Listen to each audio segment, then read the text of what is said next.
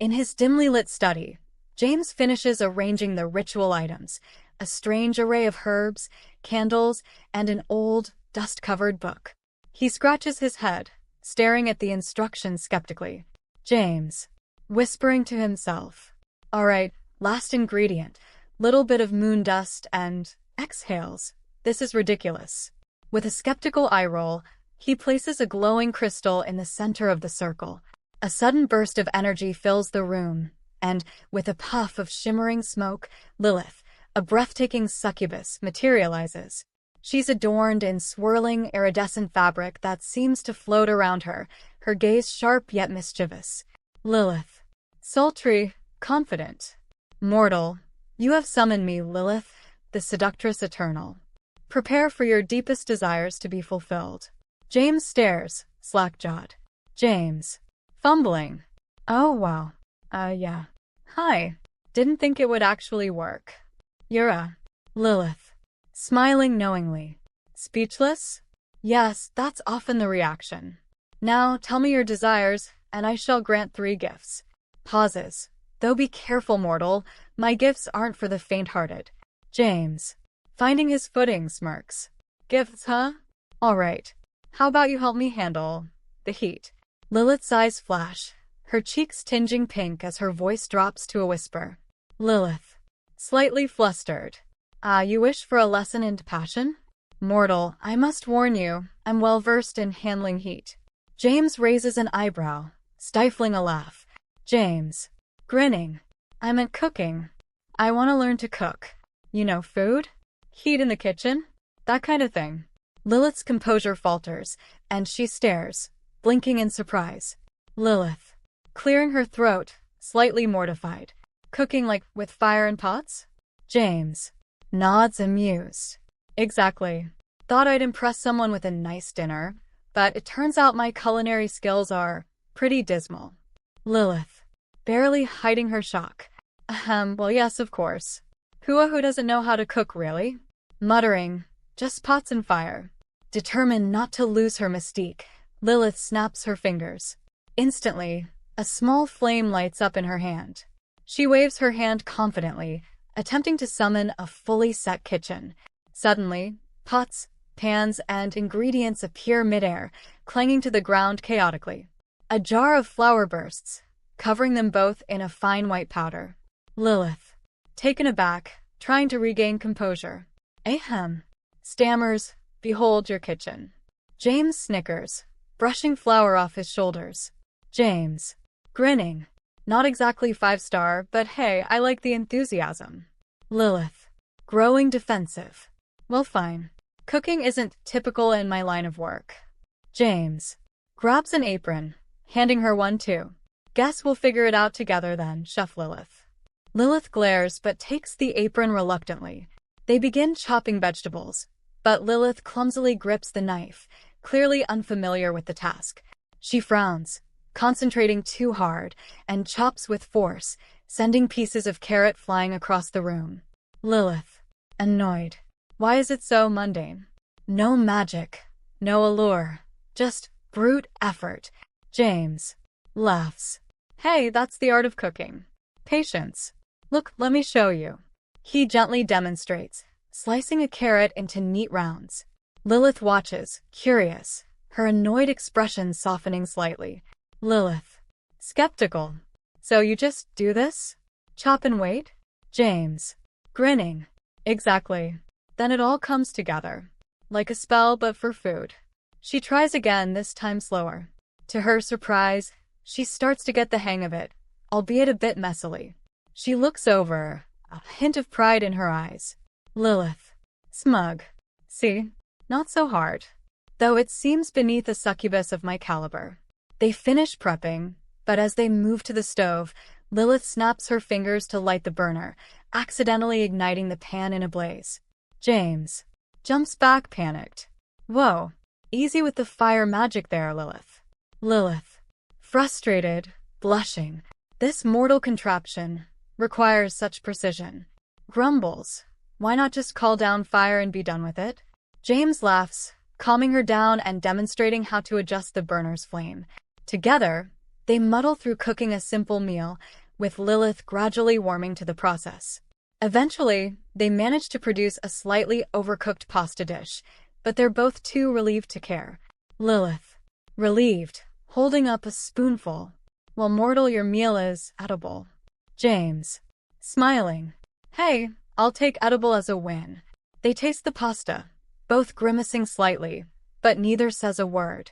James chuckles, offering a mock toast. James, holding up his fork. To cooking lessons and unexpected culinary partners. Lilith, huffing but smiling.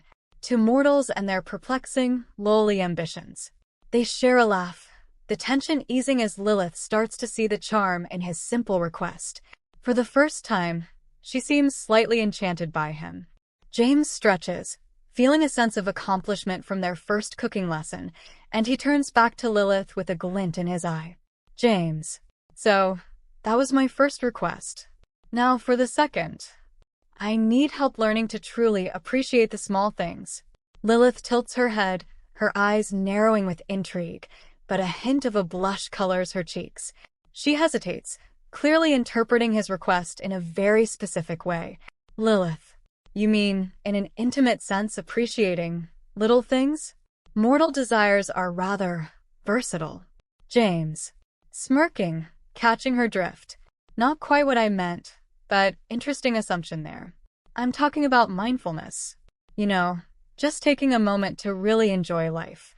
I haven't been great at that lately. Lilith raises an eyebrow, confused yet slightly flustered by the surprising depth of his request.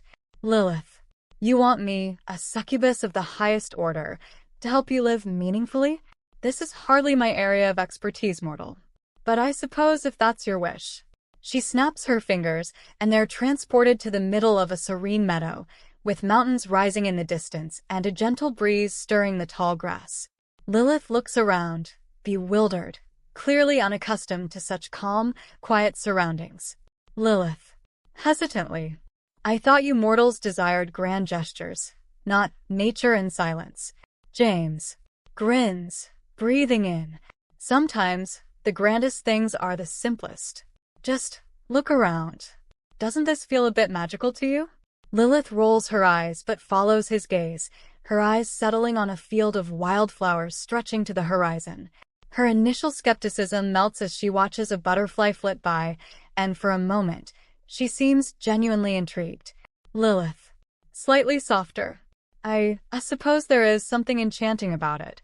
Catches herself, but let's not forget I am an ancient being. We don't typically stop to gaze at butterflies. James laughs. Guess there's a first time for everything. He gestures for her to sit with him on the grass, and after a dramatic sigh, she plops down, though her posture is rigid. As James leans back, completely relaxed, she tries to imitate him but can't quite relax. A cricket chirps nearby, and she jolts, looking around as if it were a threat. James, laughing. Relax, Lilith, it's just a cricket. She frowns, folding her arms defensively.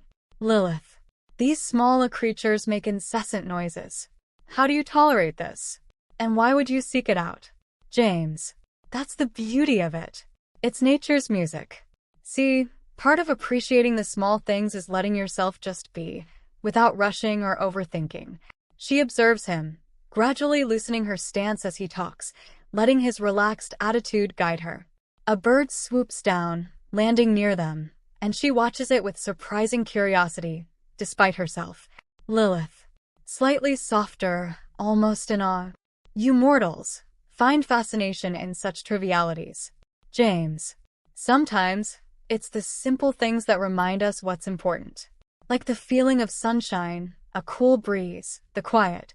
She closes her eyes, attempting to emulate his calm demeanor. Gradually, she lets out a small sigh, her posture softening, as she takes in the scenery. Lilith, hesitantly, perhaps you have a point.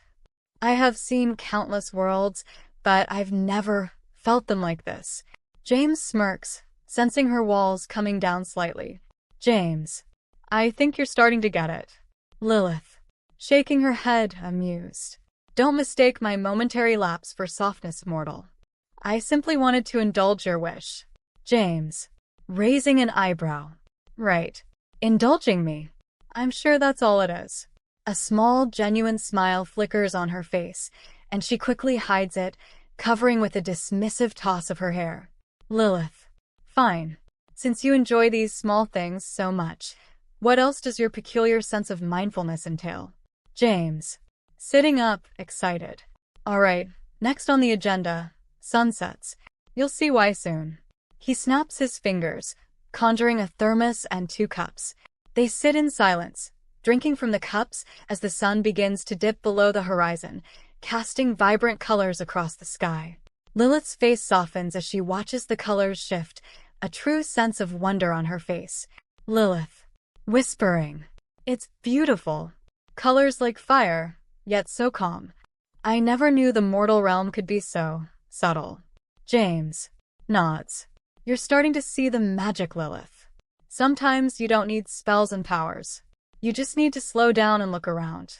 Lilith turns to him, her gaze unexpectedly soft and contemplative.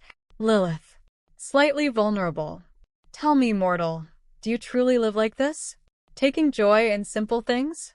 And are there other mortals who understand this? James. Quietly. Not as many as there should be, honestly. It's easy to get lost in all the noise. Maybe I needed a reminder too. They sit in silence, watching the sun disappear, both feeling a surprising sense of peace. After a moment, Lilith lets out a deep, contented breath, as if a weight she didn't realize she was carrying has lifted. Lilith. Perplexed. It's strange, mortal. I feel lighter. James. Smiling. Good. That's the beauty of the small things, Lilith. They're like a little gift to ourselves, if we're willing to see them. For a moment, she looks at him with an expression of genuine admiration, clearly moved by the simplicity of his wisdom. She quickly covers it, however, her tone returning to its usual teasing confidence. Lilith. Well, mortal, you're certainly different. I shall grant that much. They share a smile, both feeling the unexpected bond between them, forged not by spells or seduction, but by an appreciation of the world around them. Lilith and James sit on a rooftop at night, looking up at the stars.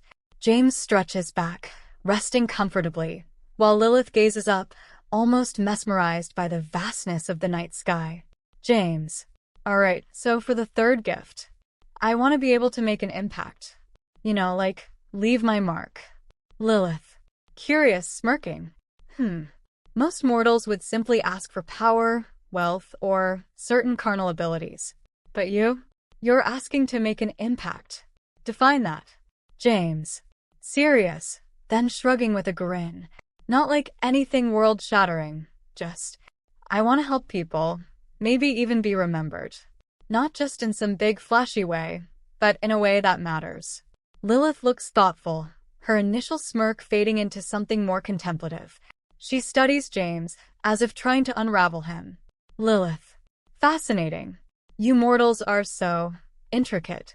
Some of you crave chaos, others only seek simplicity, yet here you are, wanting to help others. It's almost, dare I say, admirable. James. Smiling. Well, I guess we're all full of surprises, huh? She nods, a bit more serious now, and then raises her hand, conjuring a small, glowing orb that hovers between them. It emits a soft, warm light, pulsing faintly. Lilith. This is a piece of my essence, imbued with what you would call charisma. Use it wisely.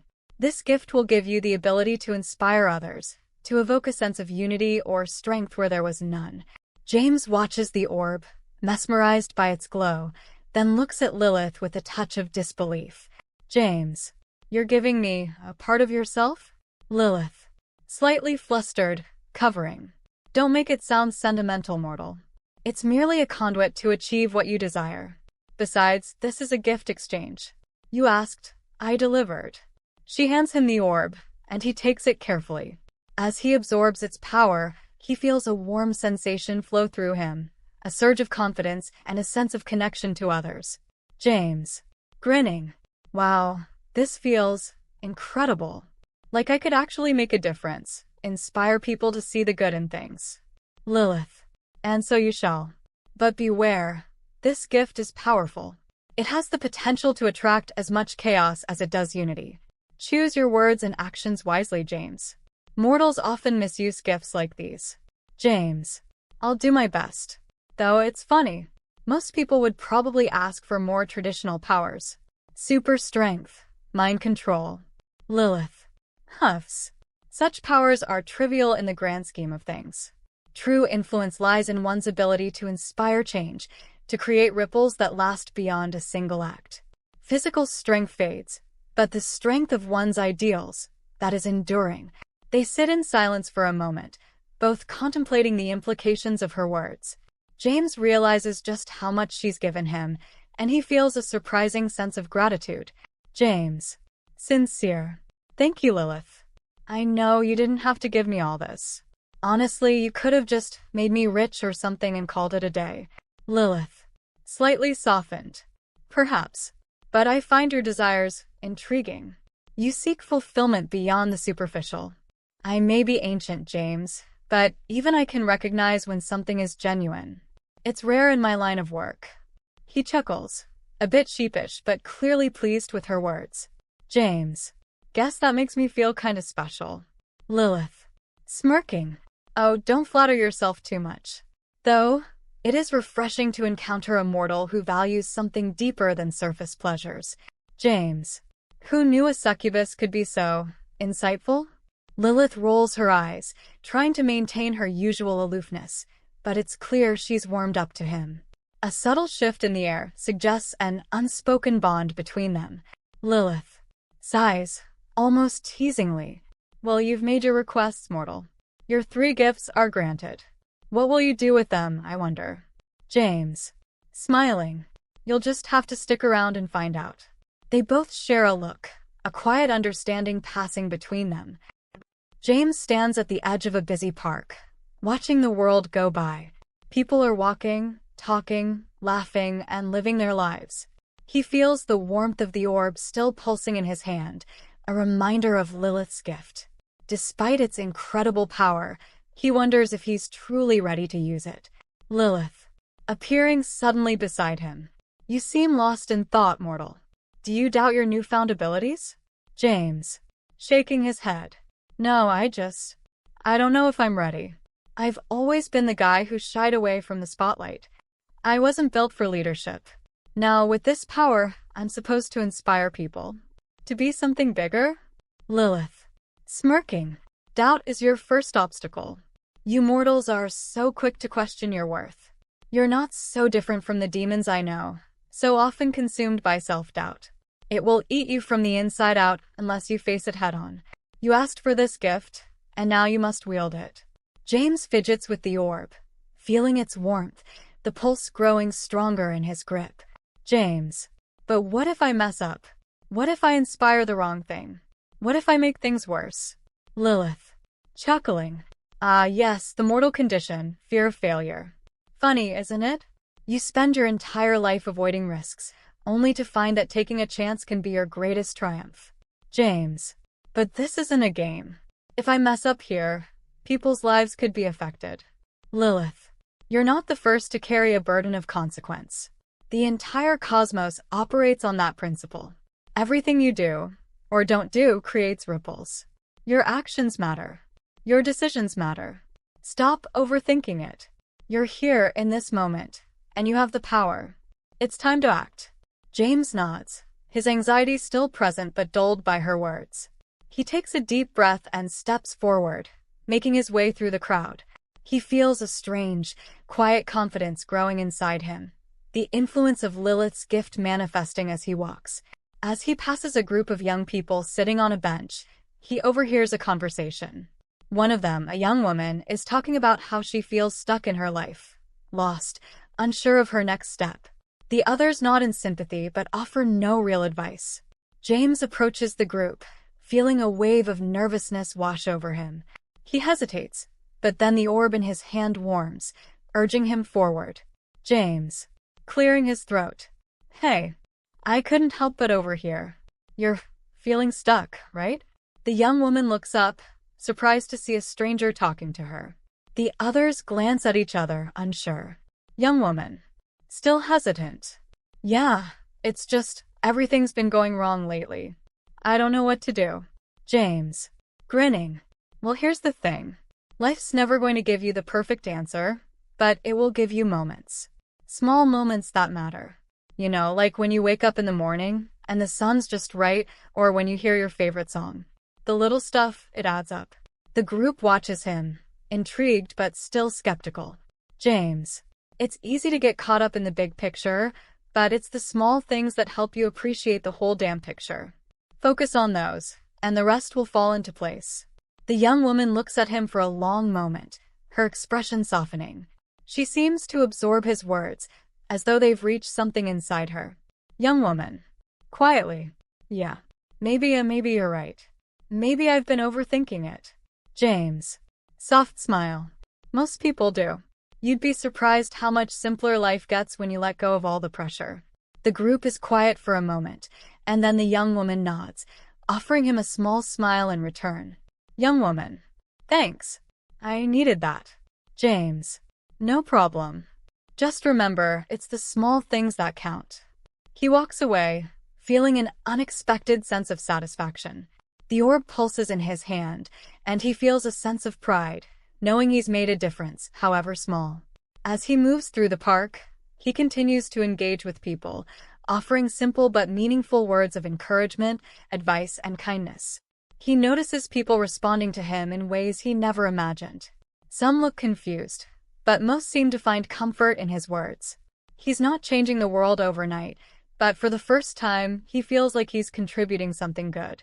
Lilith watches from a distance, her eyes narrowing as she takes in the scene. She's impressed by the way James is using the gift, but she's also curious about how far he'll go. Her smile, though faint, hints at approval. Lilith, muttering to herself, I've given you the tools, mortal. Now let's see how you handle them. James stops in his tracks as a young boy approaches him, holding a small, crumpled paper airplane. The boy shyly looks up at him, then hands him the paper with a shy smile. Young boy. Softly. Can you help me? I want to make it fly better. James kneels down to the boy's level, taking the paper airplane and studying it for a moment. He looks up at the boy with a grin. James. Laughing lightly. Well, first off, you've got the heart of a pilot, so let's see if we can make this thing soar. As he folds the paper more carefully, making small adjustments, the boy watches with wide eyes, fascinated.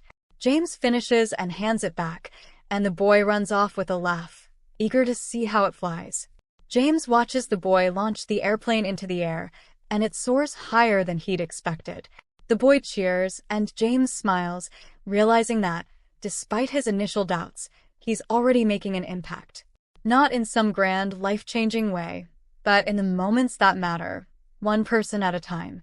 Lilith appears beside him again, her presence unspoken but undeniable. She watches him for a moment before speaking. Lilith. So, mortal, are you satisfied now? James. Smirking. Yeah. I think I'm starting to get it. It's not about being remembered. It's about how you make people feel. If I can leave them a little better than I found them, then maybe I'm doing something right. Lilith. Softly. You may have just learned the most important lesson of all. James looks at her, a sense of accomplishment filling him, but he knows the journey is just beginning.